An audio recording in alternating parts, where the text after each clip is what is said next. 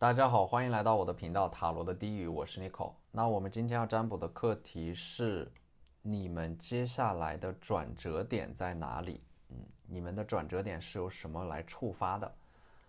还有就是这个月亮神谕卡给到你们的一些指引和建议，来帮助你们做出这种转变。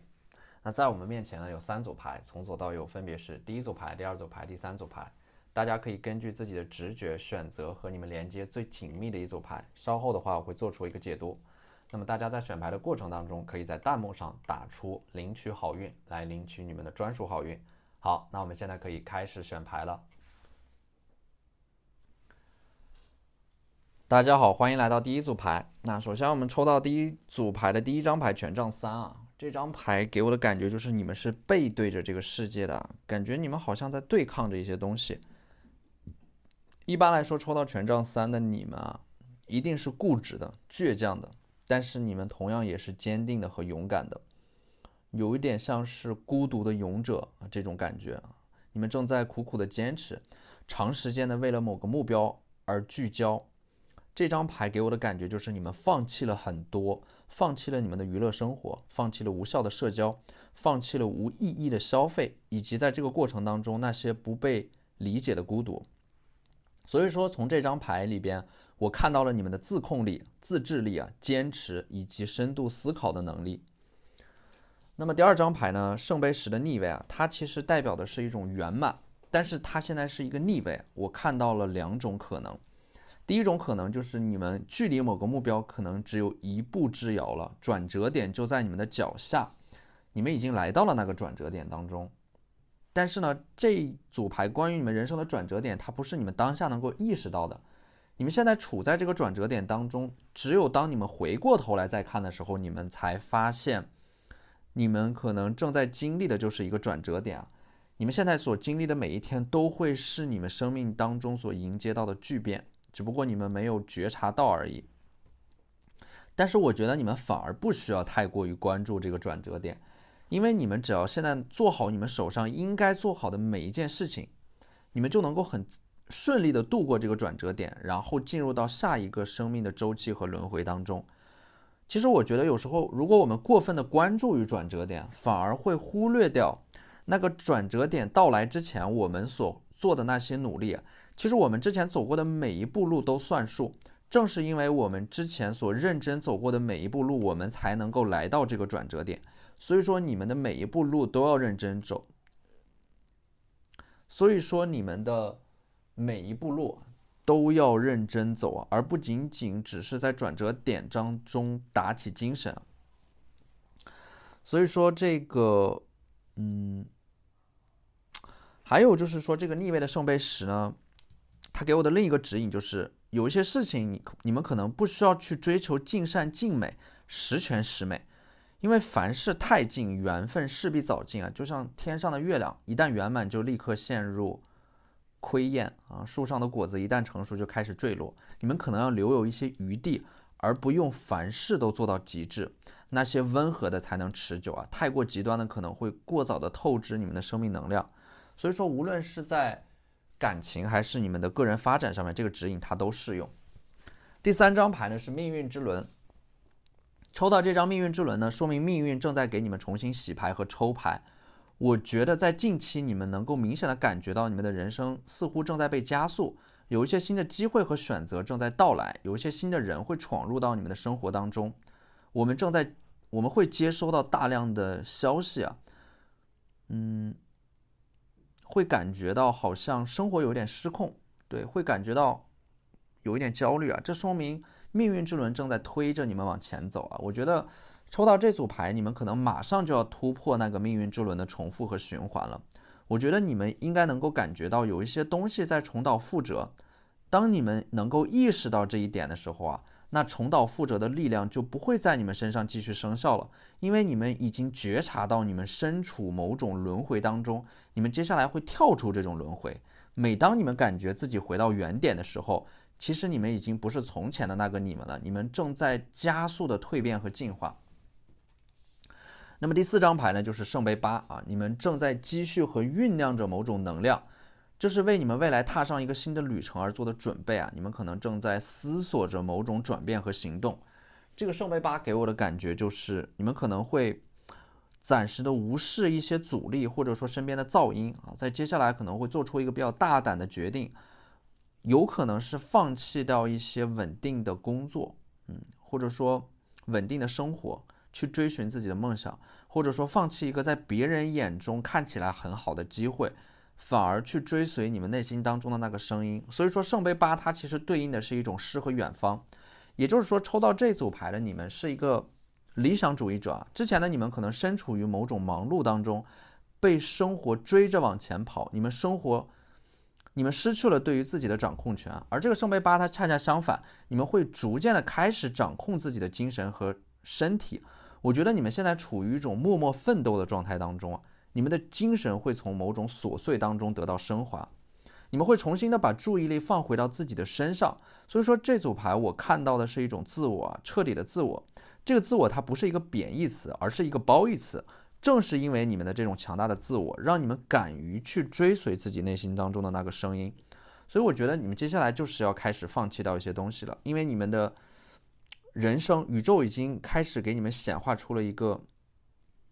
新的开始。你们的接下来的生命阶段是做减法，不断的放弃，反而能够让自己变得越来越轻盈。人生就是一门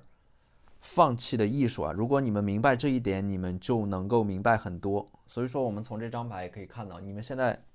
正在背负着某种使命。而第二张牌呢，你们为了这种使命，为了照顾到更大的利益啊，可能你们正在做出某种妥协，或者说暂时的让自己委身于某个很压抑的环境当中。我看到的是你们肯于为了某种更长期的、更宏大的利益，去放下自己的身段和骄傲啊，躬身入局，就是你们的能量会让你们完全的，就是你们会让自己的能量完全接地，去做一些看似很简单、不断重复的一些事情和工作，但是其实这个过程是在夯实你们的基础的。那么这张星币六呢？其实这张星币六给我的感觉就是，你们现在可能委身在一个很压抑的环境当中啊，你们可能会受到一些打压，或者说接受到一些批评。有一些人可能会尝试着否定你们、嘲讽你们、打压你们，但是你们一定要清楚啊，你们自己是过去你们所经历的一切经验和事物的总和，那些经历都是真实存在的。你们在自己的思想里捍卫着你们所拥有的一切。所以说，在你们自己的世界当中啊，没有人能够否定你们，而那个否定你们的人，或者说打压你们的人啊，在追着你们跑的那个人啊，可能恰恰可以看作是你们人生迎来转折点的一个信号，因为你们可能已经没有办法去隐藏自己的锋芒了。有一句话叫做行高于众，人必非之，就是你们必须要有这样的一种思想觉悟，当你们的行为和思想高于身边人的时候，就必然会招致非议。所以这张牌我觉得反而是在告诉你们，你们越是在受到打压的时候，就越要记起自己的珍贵，就越要去反抗。你们发出的光越强，那些阴影啊、谎言啊、嫉妒啊，还有伤害就会无处遁形。你们越是受到打压，你们就越应该绽放出自己的生命能量，因为没有人能够定义你们。那么第四张牌呢，圣杯一，这张牌给我的感觉就是你们马上会迎来一个突破，因为这个圣杯一就是把你们过去所积累积蓄的能量在接下来会有一个倾泻而出的这个时刻。我觉得这张牌不仅仅是积累了这种扎实的物质基础和精神能量，你们还站在了更高处，利用这种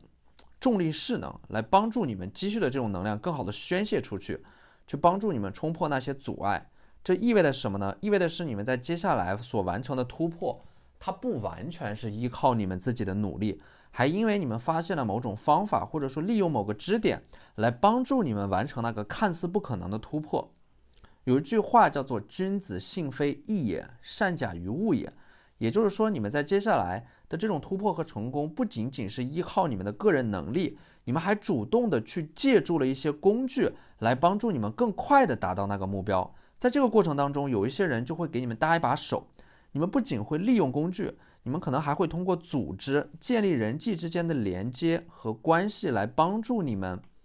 更快的达到目标，因为你们明白得道多助，失道寡助。所以说你们会让自己现实当中的朋友变得越来越多，敌人越来越少。当所有的点串成线，线连成面的时候，你们就变得势不可挡了。所以说接下来我们抽到的这4张月亮神谕卡就是，月亮这个大天使给到你们的一些指引吧。第一张牌就是新月在 Aquarius 水瓶座 ，Open up to change。因为我之前看，就是说之前我们给到的指引就是你们的这种自我能够让你们开始掌控自己的人生。那这种自我呢，它其实是一把双刃剑，因为有的时候这种能量会有一点保守，活在或者说沉浸在自己的精神世界当中。当然这没有什么不好，因为你们是创造者的中心，但是这可能会让你们和外部的这个世界的变化擦肩而过，所以说你们需要让自己变得开放一点，去主动的接纳和拥抱新的改变啊，这能够加速你们人生发展的那个转折点到来。你们可能当下会有一点抗拒改变，但是改变一定是你们上升的阶梯。你们可能担心的是做的越多，错的越多，但是你们必须要经历错的，才知道什么是对的。所以说，人生没有白走的路啊，每一步路都算数，每一个错误的决定和行动都是在引导你们找到那个正确的方向。所以说，第2张牌摩羯座 ，Take a reality check。你们的问题可能在于你们太过于理想化，或者说太过于浪漫化。虽然说你们有着很强的行动力啊，但是有的时候，你们的思想啊，你们的这种过度思维化的一些，或者说过度幻想化的一些想法呢，会让你们在一些行动的过程当中流于表面，纸上谈兵啊，或者说想的太多又做的太少。所以说这张牌告诉你们一个道理啊，就是说实践才是检验真理的唯一标准。人们总说时间能够改变很多，但是实际上必须由你们亲自去做出那些改变。所以说不要想当然啊，很多事情你们要去行动啊，要去提前的去检验它、实践它，其实这能够帮助你们少走很多的弯路。摩羯的话，这种土象能量有的时候会很容易悲观啊，因为一个小小的细节让你们的思想不断的滑坡啊，这种悲观的思想可能会不断的蔓延，然后得出一个非常可怕的结论。让你们还没有开始一件事情之前就否定自己啊，其实这是一种过分的理智和悲观所带来的情绪的内耗。所以说，无论你们这个思考的有多么深入啊，你们都一定要先试一下啊。有的时候你们可能感觉到很可怕的那些事情，在你们做出尝试的过程当中，你们会发现它没有那么可怕。那么第3张牌呢，就是满月在射手座 Sagittarius，See the bigger picture， 看到那个更大的格局啊，就是你们要当一个长期主义者，而不是让自己仅仅停留在那些短期的得失当中，不要计较那些短期的得失。因为这种时间啊，会把你们经历的一切波动都烫平。当你们回头再看的时候啊，你们会发现短期的这种荣辱和得失都变得不值一提了。那么第4张牌呢，满月在狮子座 Full Moon in Leo，Go Wild。Go wild， 你们要变得狂野一点啊！之前你们可能有一点太循规蹈矩了啊，就是太按部就班了。你们需要的是一种叛逆的力量，一种不顺从的力量。你们可以大胆的去做你们想做的事情，不要顾虑太多，因为有一些事情你们可能深思熟虑之后就不会去做了。你们要有那些一闪念的冲动啊，让你们做出那些平常你们不敢想象的决策。你们会发现伟大的改变似乎都是被一些很冲动的想法所推动的，所以有的时候你们可能会埋怨那个鲁莽的自己，但是在这组牌里边，你们反而要感谢那个鲁莽的自己，因为鲁莽会让你们做出行动和改变，而不是在原地踏步。所以说你们有时候要狂野一点，要放肆一点，要自由一点，这样的人生才有趣，不是吗？好，那这就是我们这期视频的全部内容了，非常感谢大家的收看。如果你觉得我的视频对你们有帮助的话，可以在我的视频下方留言点赞，或者你们的支持就是我最大的动力。那我们下期视频再见，拜拜。大家好，欢迎来到第2组牌。那第2组牌的话，首先第1张牌星币9啊，你们发展的转折点可能就是你们会从那个不切实际的幻想当中挣脱出来。让你们的能量落地，以自身的经济基础和物质积累作为你们首要的发展目标。所以星币9这张牌，你们的转折点是你们思维层面上开始发生变化所开始的。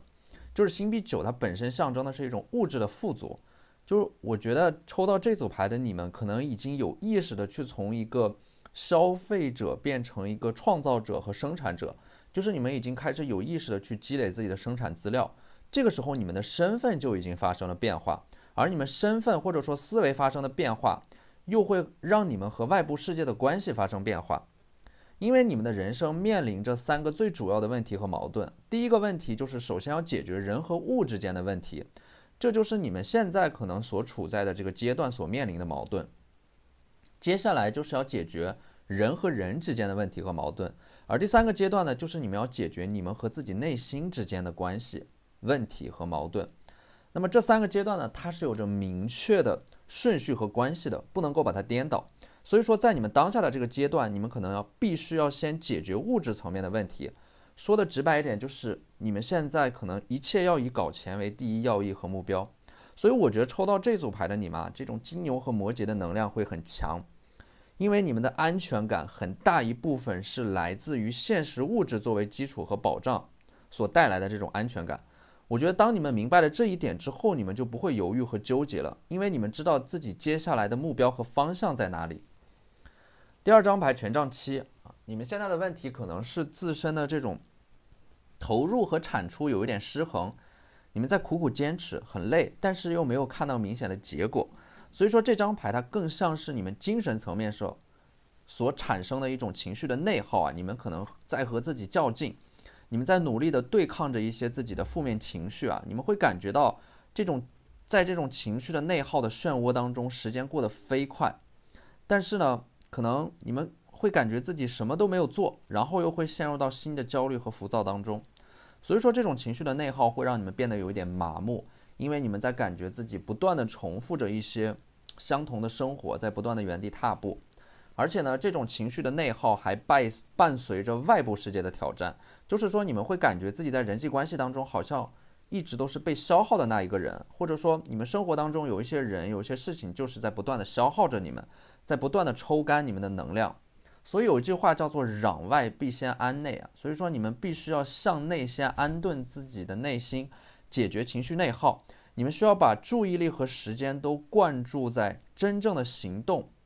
生产和创造上，重新找回自己的节奏和行动力，去坚定的执行一些计划。因为你们之前一直都把过多的注意力和重心放在那些令你们感到焦虑和烦恼的事情上面，却忽略了那些真正重要的事情，忽略了那些你们真正必须要做的事情。所以说你们现在可能就要做一个关于自我的修正因为在你们的生活当中是存在着很明显的2-8法则80%的烦恼来自于那20%的事情，而80%的焦虑呢，可能会来自于那20%的人际关系。这个时候你们可能要有意识的去屏蔽掉一些外部的噪音和那些不断消耗着你们的人和事重新找回自己的节奏、计划和秩序。这个时候你们就来到了一个人生发展的转折点上面这个转折点它不是外部环境的变化，而是你们内在主动的做出调整和改变。你们的内心状态发生了变化，外部的世界也会相应发生变化。这就是我们所说的境随心转。你们的心是怎样的，你们看到的这个世界就是怎样的。这个世界其实是你们内心状态的一种投射。所以说我们抽到的这张权杖10就是你们现在可能太想要一步登天了，太想让自己立刻变得完美了。你们可能一直都在大包大揽的做着一些事情，但是你们越着急，你们推进的就越慢先让自己休息一下再前进，因为休息是为了更好的前进，甚至有的时候主动的后退才能更好的前进。你们现在需要放下一些东西，需要去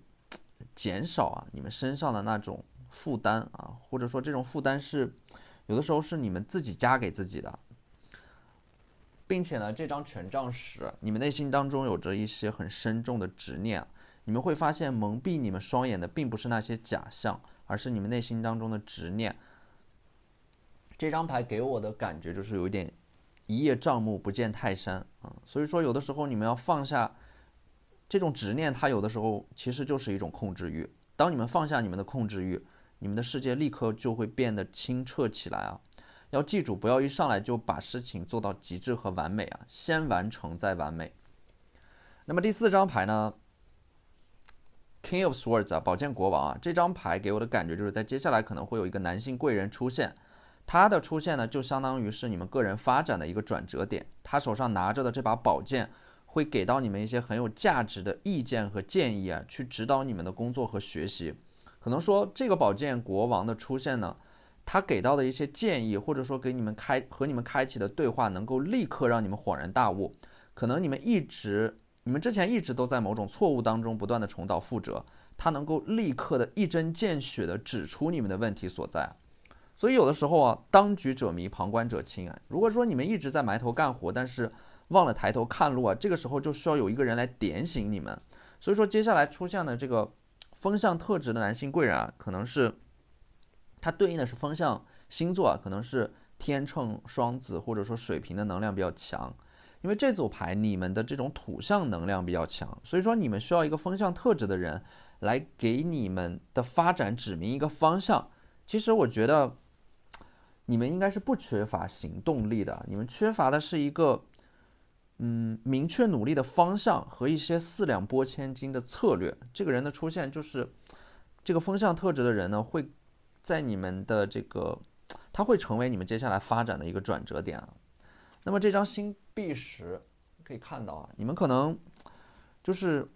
这张星币石呈现出来的是一种信心受挫的状态，可能说之前有一些事情的发展不尽如人意，但是呢，在你们陷入到低谷的时候，你们的身边会有很多人在陪着你们，你们并不孤单。你们似乎有一种能力，或者说你们的性格啊，你们的能量场会让你们在一个团体当中，可能说能够受到更多的关注和照顾啊。你们有着很好的人缘，而你们人生的转折点呢，也会是当你们会发现有一些人来主动的接近你们，来给到你们一些帮助和慰藉啊，它能够帮助你们加速的走出困境和信心受挫的状态。那么我们抽到的这张星币女皇呢，其实就是你们似乎和周围的环境有一点格格不入啊，可能也是因为你们太耀眼了，太独特了。因为牌面当中的你们是在闪闪发光的，这可能会让你们招致很多的非议。因为有一些人他们可能会把目光啊，或者说议论啊，投射到你们的身上，让你们感觉到不自在。可能因为你们做了一些事情啊，你们的价值观会让你们显得如此的与众不同，可能你们会害怕，会感到恐惧。但是当你们真正开始爱自己的时候，你们会尊重所有的声音，你们会看到所有的声音，但是你们只会成为自己。所以当你们真正开始爱自己的时候，你们会远离那些不健康的东西，无论是饮食还是人物，不论是事情还是环境。所以说因为你们会远离一切，让你们远离本真的人和事的那些人，可能说会有人把你们的这种行为称作是追求自我的自私自利。但是从今天开始，从抽到这组牌开始，你们会明白这其实是一种自爱。所以说你们从这张牌我看到你们不害怕去展示那个自我，即使那个自我可能会让你们和身边的人有所区别，但是你们也会勇敢的去迈出这一步。而第三张牌呢，皇帝牌，这个皇帝呢，可能是因为你们内心当中的某种恐惧，你们的转折点来自于你们敢直面自己的恐惧，因为你们之前可能会有一点逃避，无法面对或者说接受这个世界的现实和真相。实际这张皇帝牌啊，直面恐惧就是在直面自己。当你们能够直面恐惧，你们才能够活在坦荡和不羞愧当中。所以有的时候你们可能在故作坚强，不敢打开自己的内心，也不敢袒露最真实的自我。但是直面内心当中的恐惧，去释放出你们的自我，是你们成长的第一步，也是最重要的一步，这才会成为你们人生当中那个最关键的转折点啊。所以说这张皇帝牌给我的感觉就是你们接下来可能会勇敢一把，直面恐惧啊，因为直面恐惧的同义词就是勇敢的力量。所以说你们的转折点会发生在那些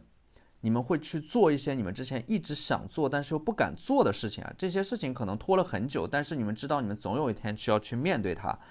我相信你们能够感觉到啊，如果有一些事情反反复复的发生，但是你们却没有勇气去把它解决掉，它一定会一而再再而三的出现，会一次次的让你去做这个功课，直到你学会为止。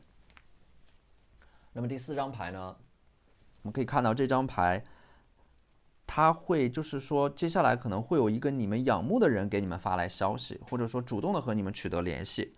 你们在抬头看着他的时候，他刚好也在看着你们，就是彼此的目光好像会在一个很巧合的时刻下相遇。他应该是一个你们认识很久的一个人啊，彼此之间互相了解，知根知底啊。所以说这种相遇的目光，它既没有审视，也没有不解，它更像是一种一瞬间当中发生的美好，让你们有一点猝不及防。所以说希望你们能够在接下来把握这一瞬间的美好，并且延续这种美好。那么我们接下来抽到的这4张牌呢，它是这个月亮显运卡给到你们的一些指引啊。第一张牌就是狮子座 ，Lighten up， 去发光而不是被照亮。你们的转折点也来自于你们思想层面的一种转变，不是索取，而是给予；不是向外，而是向内看。去变成光本身，去照亮别人，而不是等着被照亮，等着被拯救。那么第2张牌呢？新月在摩羯座 ，Step up and lead， 就是鼓励你们要往前走一步，走在别人的前面，成为一个领路人。也就是说，有一些事情你们要勇敢的去做出尝试，而不要被动的等待，要活出自己的模样，担起自己的责任，选择你们的人生，最终成为自己的创造者。因为这种摩羯的能量很强啊，所以说你们可能会有一点点悲观，凡事都做好最坏的打算。但是人生是很奇妙的。你们只有充分的去拥抱那些不确定性，未来的人生才具有更多的确定性。那么第3张牌呢？满月在白羊座，还有第4张牌就是，last quarter moon in Aries。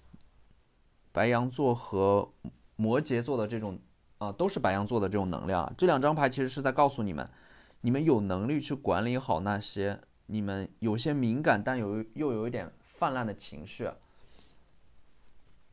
你们想要管理好自己的情绪，首先你们要做的是正确认识到自己的情绪，而不是一味的否定你们的情绪。其实真正好的疗愈是你们从当下开始看到你们的情绪，当你们的情绪开始被觉察，你们内心的想法开始被觉知的时候，那么疗愈就开始启动了。所以说你们可能会感受到那种能量在聚合，它是一种原始生命力的迸发，而你们也将从中获取到更多的勇气和力量。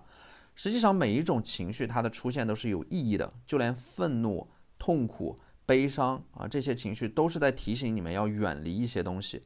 情绪本身它就是一种有生命力的流动本身没有好与坏、对与错之分，每一种情绪都有其正面的意义，它都是在指引你们，而非定义你们。好，那这就是我们这期视频的全部内容了，非常感谢大家的收看。如果你觉得我的视频对你们有帮助的话，可以在我的视频下方留言点赞，或者你们的支持就是我最大的动力。那我们下期视频再见，拜拜。大家好，欢迎来到第3组牌。那第3组牌关于你们的转折点呢，其实是在接下来从牌面上来看，你们会和某个人相遇。那这个人的出现呢，会给你们的人生带来一些不一样的东西，或者说给你们的人生注入一些不一样的生命能量。你们会明显的感觉到这个人的出现，他会给你们带来一些转变但是呢，在这组牌面上，我看到有2个人，一个是圣杯骑士，一个是宝剑骑士。就是你们2个人的相遇，好像是走在同一条道路的2个方向上，然后在某个点刚好撞见彼此。在这组牌面当中呢，我不太确定的是，这2个人哪一个对应的是你们，哪一个对应的是你们接下来会遇到的那个人。所以说你们可以对号入座首先是这个圣杯骑士它对应的是一个水象特质的人格，可能是巨蟹座、天蝎座或者说双鱼座，很强的水象能量，很温柔，很疗愈，在生活当中有着很好的人缘，是一个很好的朋友和伴侣。牌面当中的这个圣杯骑士呢，他在漫不经心的走在路上，一边走一边欣赏着道路2旁的风景。而这个圣杯骑士呢，其实我们是可以看到，他呢是要去参加某个演出的这个演出呢，或者说正在准备某个考试这种演出或者说考试是要在很多人面前去展示自己是一个比较相对来说正式的活动所以说这个圣杯骑士呢，他可能就是在去往要参加某个演出的路上，有一点漫不经心啊，沉醉于路上所看到的风景，是一个很典型的拥有浪漫主义和理想主义的这样的一个人，知道自己的目标在哪里，但是却有一点懒散，有一种天生的乐观和浪漫。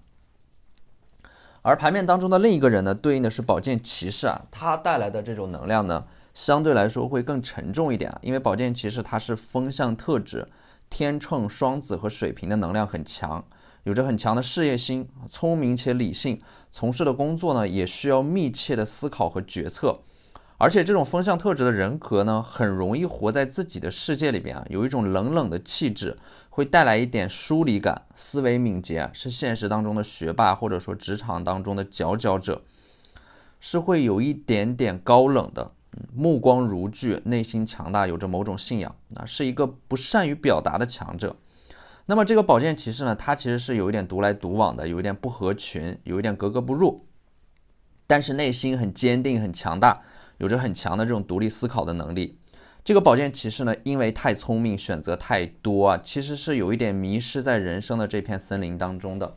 因为我们抽到了这张星币7，那么可能说命运的剧本就会让你们两个人相逢啊，因为这个宝剑骑士他暂时迷失在了这个人生的这片森林当中。那么你们可以根据牌面当中所呈现出来的信息来判断哪一个是你，哪一个是你们接下来会遇到的那个人啊。你们两个人的性格完全不同，但是却对彼此有着某种奇妙的吸引力。所以说这张太阳牌就意味的是，你们可能会被突然闯入的这个人带来一些新的生命能量。这个人的出现呢，会让你们感觉到生活是值得期待的。这个星币2呢，就是说你们接下来可能还会做出一个选择。而可能恰恰是因为这个选择会让你们的这个人生的转折点加速到来啊。星币3这张牌也意味的是你们在接下来可能会开展一些社交啊，会认识到一些新的朋友，或者说你们在接下来遇到那个能够带给你们改变的人，也是在你们主动开启的这种社交局当中认识到的。那么这张星币1呢，就是你们在接下来啊，你们的生活当中可能会显化出一笔财富。那这笔财富可能就是本来是你们应得的，或者说你们之前借出去的一笔钱，也有可能是一笔意外之财，突然到账的某种奖金或者说奖励。总而言之，你们接下来的转折点啊，也会和这笔钱或者说显化的这笔财富给你们带来的物质有关，因为物质本身能够给你们带来更多选择和自由的权利。你们拥有的物质资源越多，你们就越能够主动的去加速一些事情的推进。那我们接下来抽到的这4张月亮神谕卡，也是你们在转变的过程当中啊，即将迎来的那个转折点，你们在精神层面上需要做好的一些准备。首先第一张牌，新月在射手座 ，New Moon in Sagittarius focus on the positive。你们需要聚焦到那些积极的正面的事物上面啊，因为生活本身它会治愈那些愿意相信美好的人，所以说你们相信的就是你们即将要体验到的，而你们选择的就会是你们所成为的。第二张牌呢，天蝎座，这个上弦月在天蝎座 Scorpio release your blocks 啊，释放你们内心当中的一些心结和执念。有一部分东西可能你们一直都没有和解，它成为了你们的一个心魔，一直在困扰着你们。只有真正意义上的去释放掉那些你们一直没有选择和解的心魔，你们才能够去拥抱未来啊！没有什么是放不下的，因为在未来的世界当中，其实有你们所热爱的一切，只要你们肯向前走。当你有勇气说再见，有勇气去告别过去的自己，或者说告别你们一直放不下的那个执念的时候，宇宙就会奖励你一个新的开始。所以说第3张牌啊 ，Clear your mind， 双子座它带来的是清空你的思想。你们可能现在最大的问题是太过于专注于自己的烦恼啊，这个时候你们会发现你们可能会错过那些真正值得你们关注的事情。所以说清空你们的思维，清空你们的那种负面的能量和情绪，你们会看到一些之前被你们所忽略掉的机会和美好，它能够加速那个转折点的到来。第4张牌呢，上弦月在这个摩羯座 Unleash your kindest self， 去释放出你们的那个自我。而且呢，这种自我呢，它是能够帮助或者说推动你们做出那个以自我价值为前提的选择的，这能够让你们主动的获得人生的参与感。所以说在这组牌里边啊，自我是一个有利于你们成长的概念，因为你们的自我，你们才能够主导自己未来的人生发展，选择的权利永远在你们的手上，你们是能够主导自己的未来的，你们甚至可以变得更自我一点。接下来你们要去做一个完整的自在的自己，不需要去考虑别人的感受啊，你们才是自己的主人和随从，因为你们最应该讨好的人是你们自己。好，那这就是我们这期视频的全部内容了，非常感谢大家的收看。如果你觉得我的视频对你们有帮助的话，可以在我的视频下方留言点赞，或者你们的支持就是我最大的动力。那我们下期视频再见，拜拜。